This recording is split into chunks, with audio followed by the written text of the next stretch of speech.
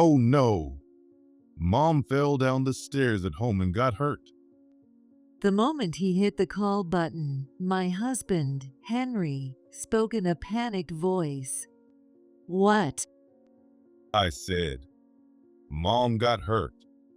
I'll be staying at her place for a while to take care of her. I'll be away from home. His mom?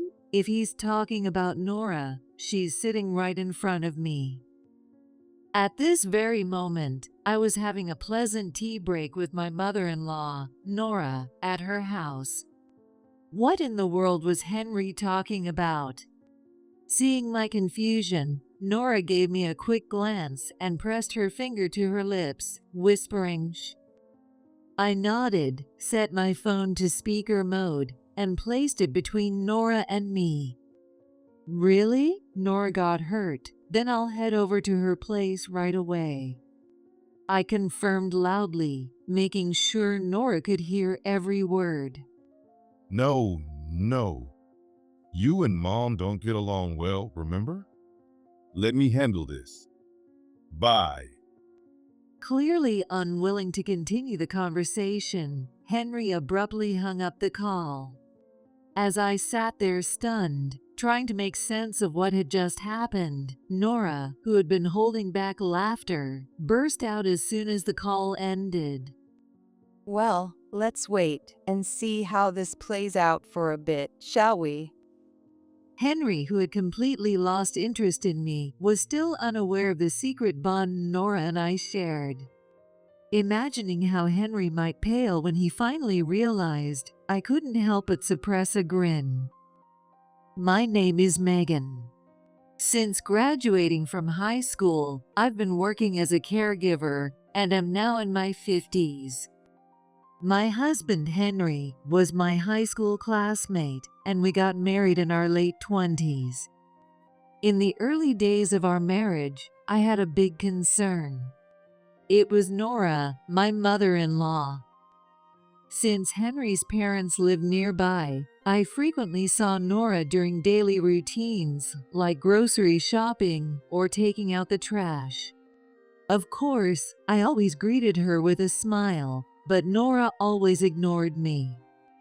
Knowing she was highly educated and had once been a globe-trotting career woman, I assumed she disapproved of me, a mere high school graduate, as her son's wife. But as it turns out, I was completely wrong. One day, Nora confronted me about frequently being out late at night. Her probing gaze made it clear she suspected me of infidelity. You're always out until all hours. It's pitiful for my son. Nora, that's not true. Actually, I work as a caregiver, and sometimes families call me late at night because an elderly client tends to wander off. That's why I get home so late. When I explained the situation honestly, Nora blushed and sincerely apologized for her misunderstanding. I'm so sorry for saying such rude things. I just jumped to conclusions about you having an affair. Watching her sincerely apologize, I realized I had also misjudged Nora. When I shared the story of why I became a caregiver, Nora gave me a warm smile and a kind look. Back in high school, I had once escorted an elderly woman with dementia who was wandering around the neighborhood to the local police station. The caregiver who came to pick her up spoke so gently to her that I was inspired to become someone just like that. Honestly, I'm proud to have you as my daughter-in-law. Seeing that Nora didn't judge people based on their education or background, we now spend quality time together, often going out for lunch or enjoying tea like close friends. However, challenges never cease. About 3 years into our marriage, Henry suddenly started treating me coldly. Assuming he was simply tired from work, I tried my best to stay cheerful.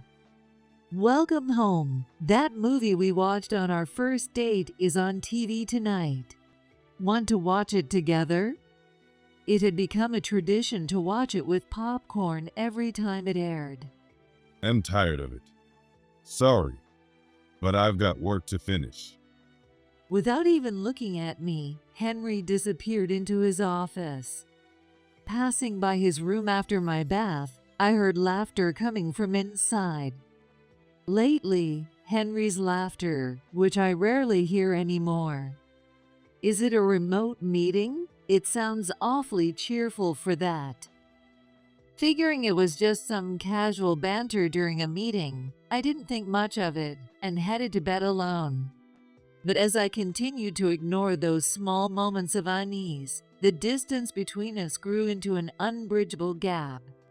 Henry, who used to remember every anniversary and birthday, now claimed to work late and sometimes came home reeking of alcohol. When I confronted him about the smell despite his late work, he unapologetically said it was an unexpected business dinner, clicking his tongue in irritation. Over time, our intimate moments disappeared, and even when I tried to cuddle in bed, head turned away with annoyance. My job isn't like your caregiving social club. I actually have to use my brain, and it's exhausting.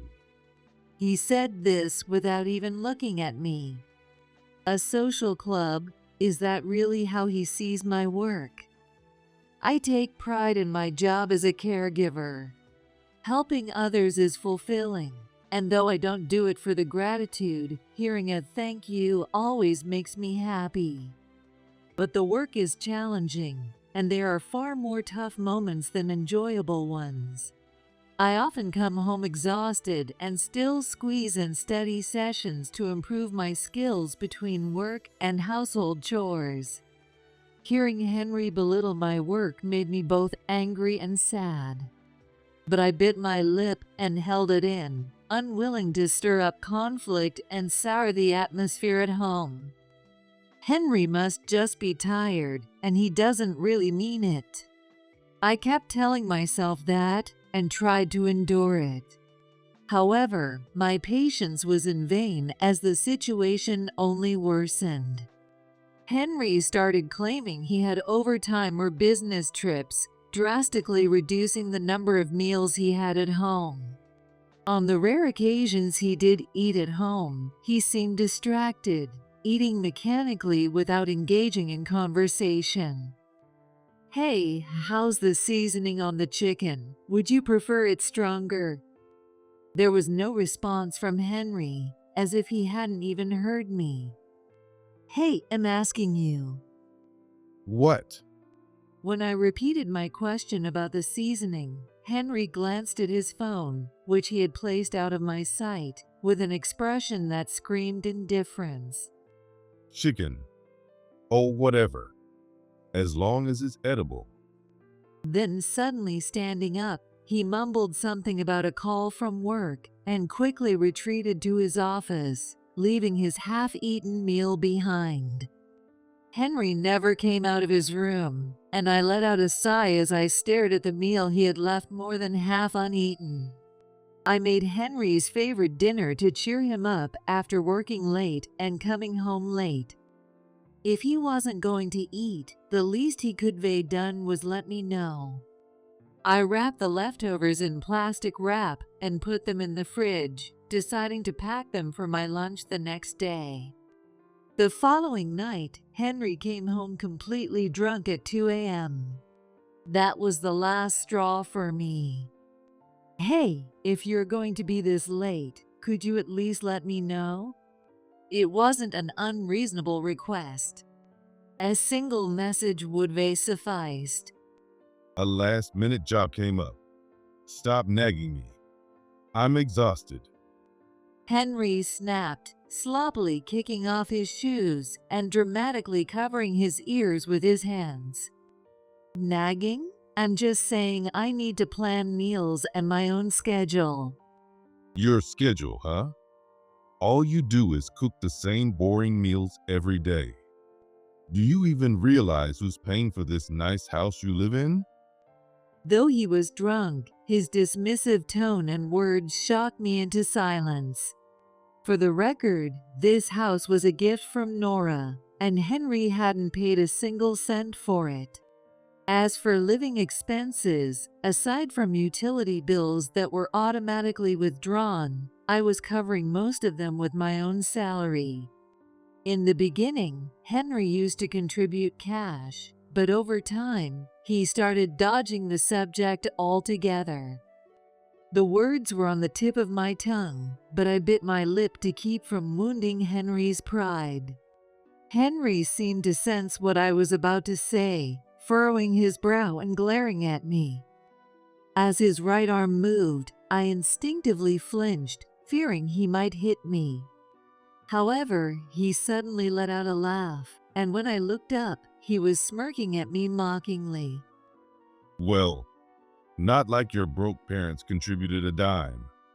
The words stung as much as any blow. What did you just say?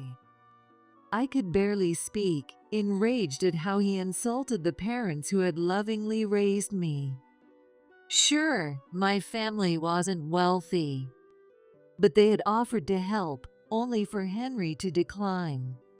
I still remember the mixed expressions of gratitude and guilt on their faces. Just marrying Megan makes me the happiest man alive. Back then, he'd said those words, wrapping his arm around my shoulder. I had felt proud of my choice to marry him.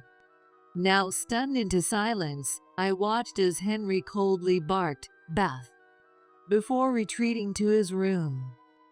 From that day on, Henry began staying at business hotels at least once a week, despite not being on business trips. And of course, he never bothered to inform me beforehand. He claimed it was due to a busy season at work, but how long could one season last? It had been over 6 months.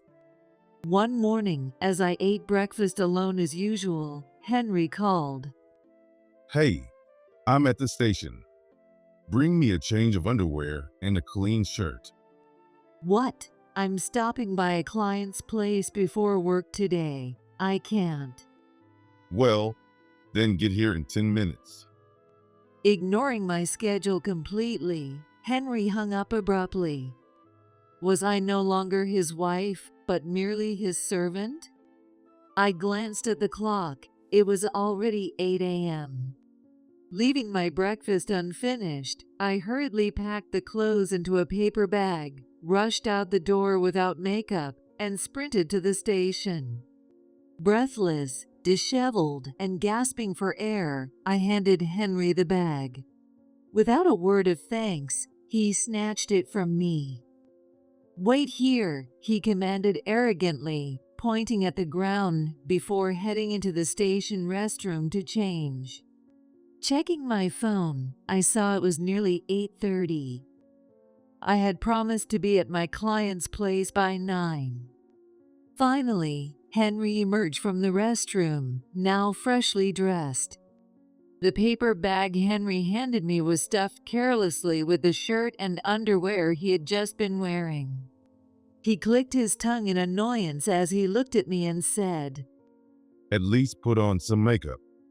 He sneered at my disheveled appearance and quickly headed toward the ticket gate. "It's your fault I look like this." I wanted to scream that at his retreating back, but I didn't have time to argue. Once again, I rushed off, hair flying, to the client's house. After finishing my work, I opened the bag with Henry's laundry at home. A sweet fragrance wafted out. At first, I thought it might be the scent of hotel soap, but it was too strong for that. It was definitely perfume. When I mentioned this to Henry upon his return, he visibly panicked. Oh, that. The woman next to me on the crowded train was wearing overpowering perfume. That's all.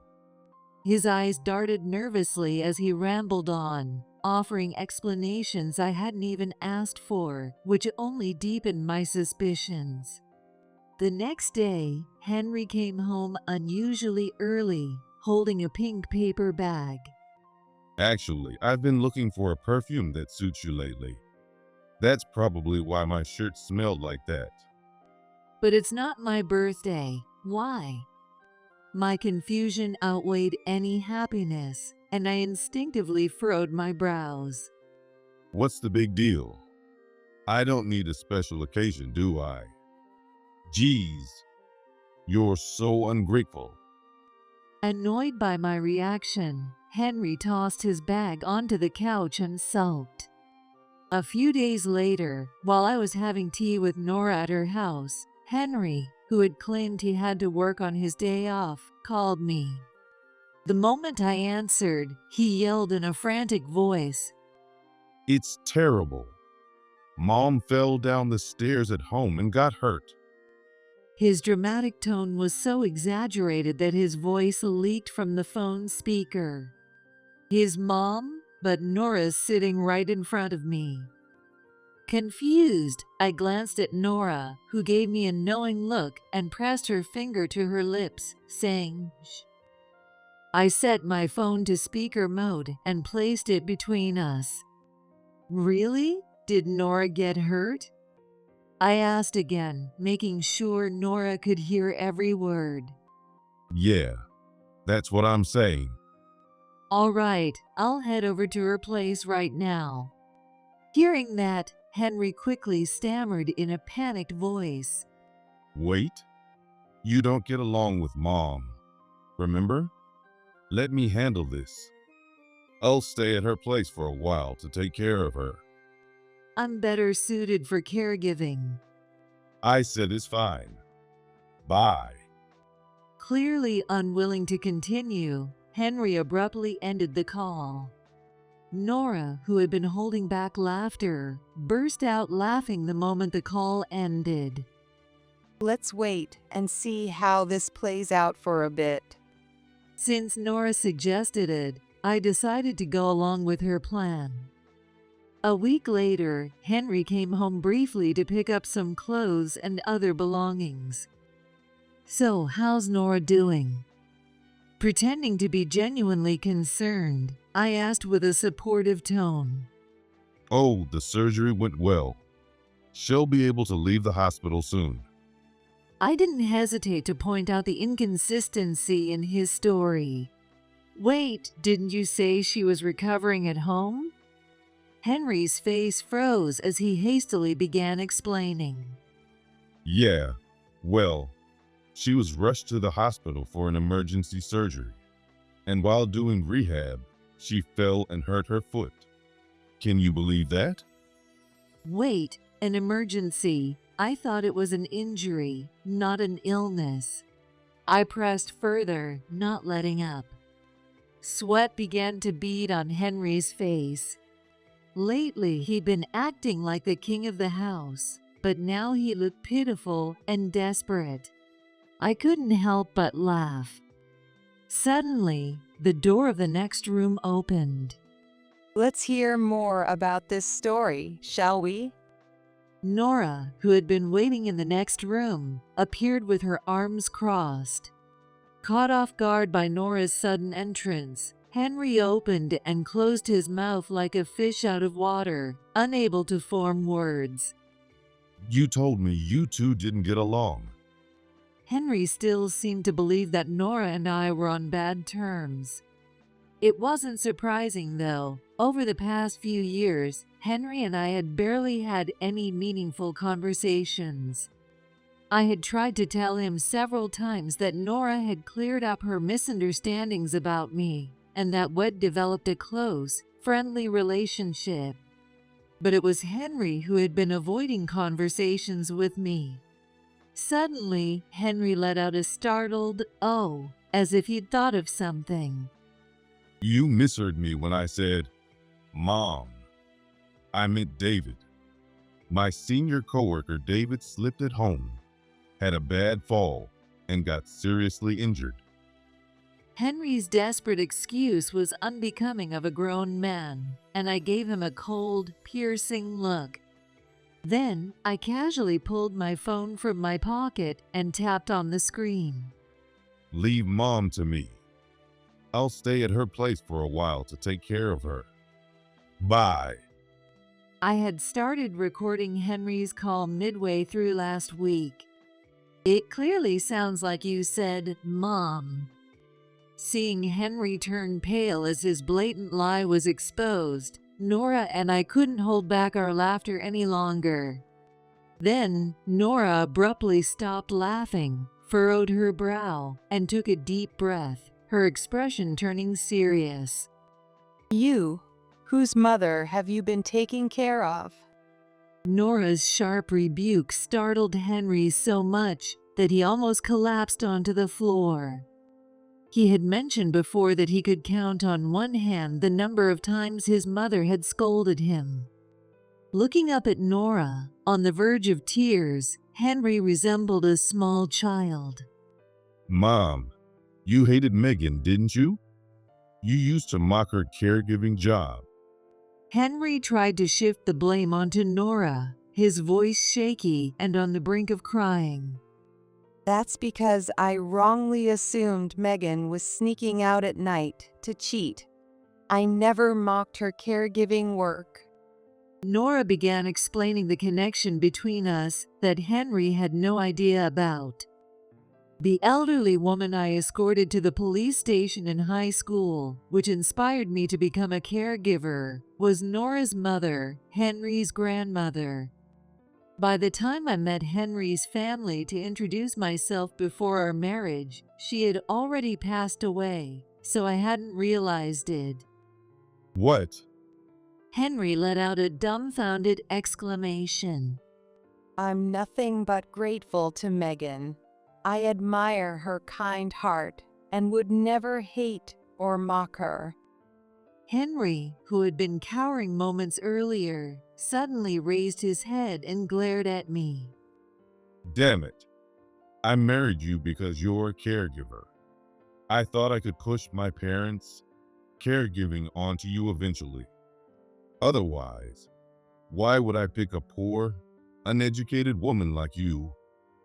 With that, Henry began pulling socks and ties from his bag and throwing them at me in frustration. His childish behavior left me too exasperated to even get angry. Nora stepped between us protectively, shielding me from Henry. You're judging people based on their background? As Nora raised her hand as if to slap him, I gestured toward the clock, silently asking her to hold back. Nora, it's about time. Henry, this isn't over. You're right. Let's get to the main issue. Henry, now entirely defiant, clicked his tongue in irritation. Seriously? What else is there? Right on cue, our doorbell rang. Hello, I'm from Flower Garden. A lively young woman's voice came through, and when I opened the front door, there stood a woman in her early 20s holding a bouquet of flowers. I invited her inside. Although hesitant, she followed me, and as soon as she saw Henry sitting on the floor, she gasped in surprise. What, Henry? Wait. Henry let out a groan like a squashed frog when he saw her face. The florist alternated her gaze between Henry and us, her expression filled with suspicion. What's going on here? I have no idea. The woman demanded an explanation from Henry, who screamed in panic and bolted into the next room, locking the door behind him. I don't know you. You've got the wrong person. We're strangers. His shaky tone made it obvious how flustered he was. It's me, Scarlett. We were together this morning, remember? You've got the wrong person.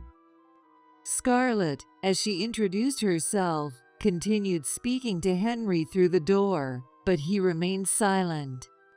He was probably curled up, covering his ears, waiting for the storm to pass.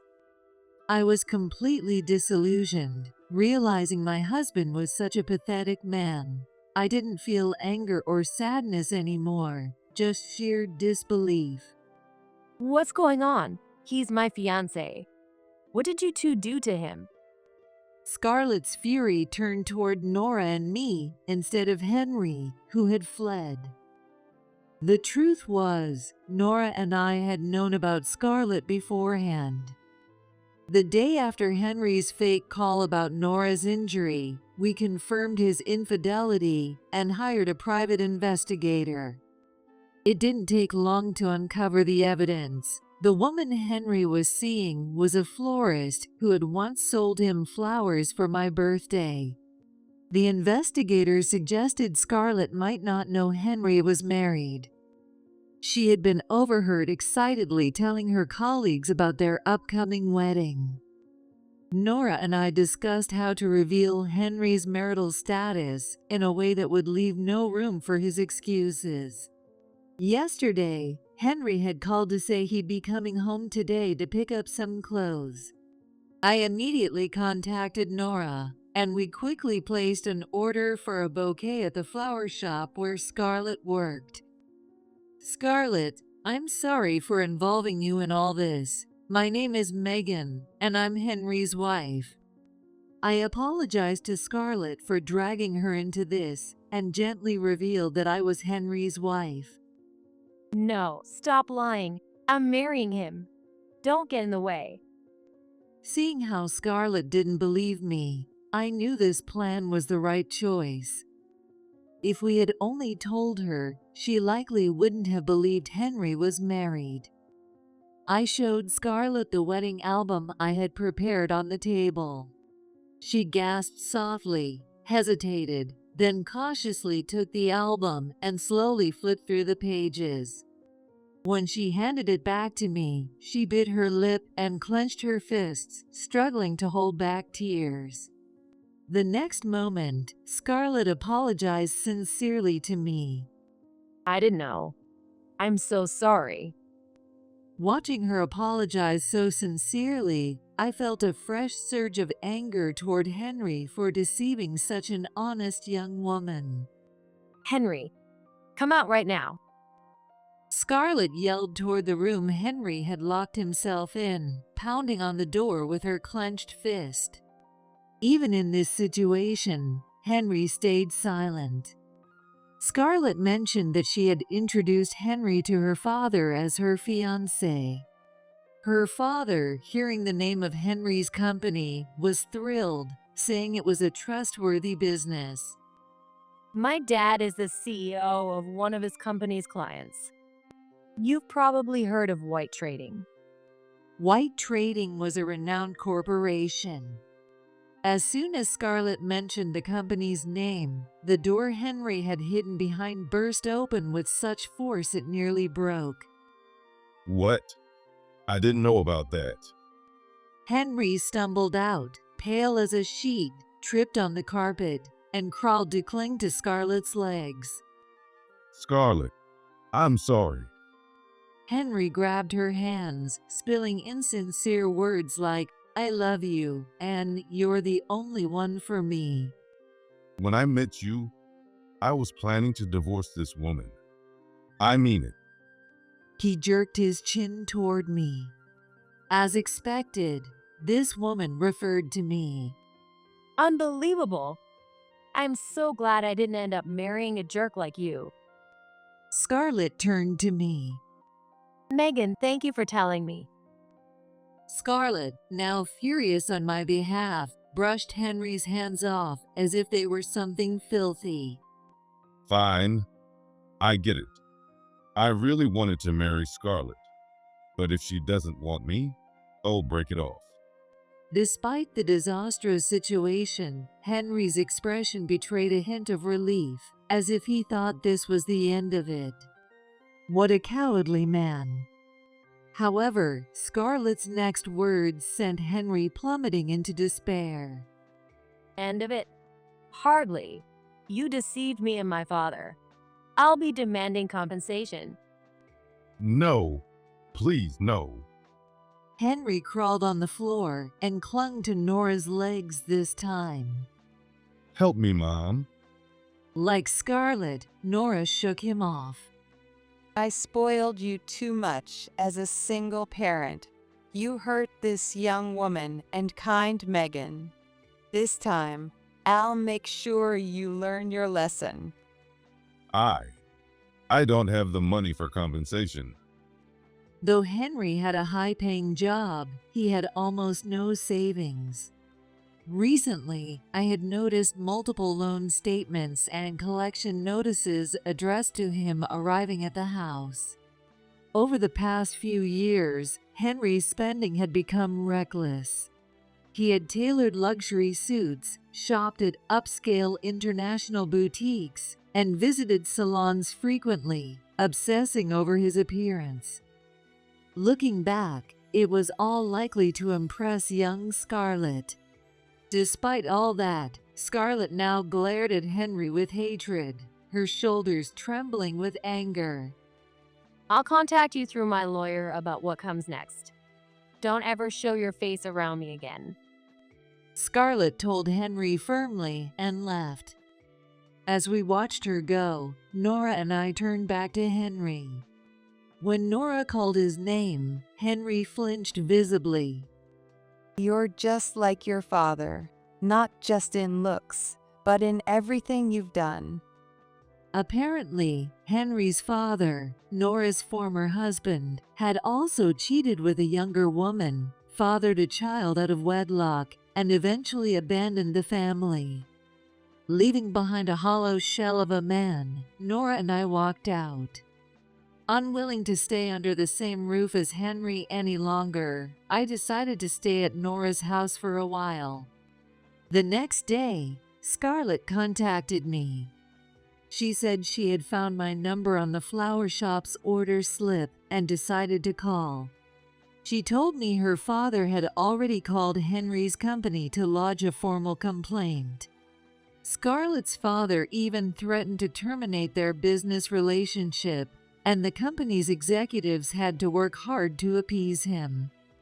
Though the partnership was saved, Henry was held responsible for the damage to the company's reputation and was demoted to a subsidiary in a rural area of Southeast Asia. As for Scarlett, she sued Henry and secured the compensation she demanded. Megan, I'm really sorry for everything. You're the only one for me. Please come with me. Drowning in debt from alimony payments and credit card loans, and now forced to relocate alone to a rural village overseas, Henry clung to my hand, tears and snot streaming down his face, begging for reconciliation. I can't go with you. I have my caregiving job here. Work hard and make sure you pay Scarlett her alimony. I placed the divorce papers on the table, packed my things, and left the house. I didn't ask for alimony for myself. I didn't want to burden Nora, and I knew I could live comfortably on my own income. A few months later, I passed the exam to become a certified caregiver. Nora, who was no longer technically my mother-in-law, celebrated as if it were her own success. Even now, Nora and I enjoy having tea and chatting whenever I have a break from work. We've formed a deep friendship that goes beyond the ties of in-laws. Sometimes we look back on the past, but we never dwell on it. Both of us face forward, enjoying our new lives.